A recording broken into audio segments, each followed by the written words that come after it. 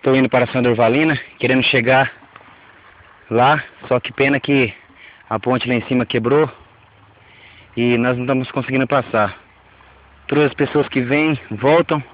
Uma ponte estava igual essa, eu consegui passar, que fizeram uma pontinha. Agora, subi nesse pasto aqui, entrei na casa dos vizinhos aqui, para ver se eu consigo tentar passar esse rio de moto. Será um grande desafio. Olha a ribanceira aqui, ó. Vou tentar ajeitar certinho para tentar passar de moto. Não sei o que vai acontecer. Minha intenção é chegar naquela porteirinha lá em cima. Não sei o que vai acontecer, mas o desafio é grande. Ainda mais com essa moto 125. Vamos ver a situação dela. Tá meio cheia de barro já. É muito desafio, vamos tentar passar aí. Se eu conseguir chegar nos lados, eu filmo. Mas para mostrar o que aconteceu. Muito obrigado, até mais.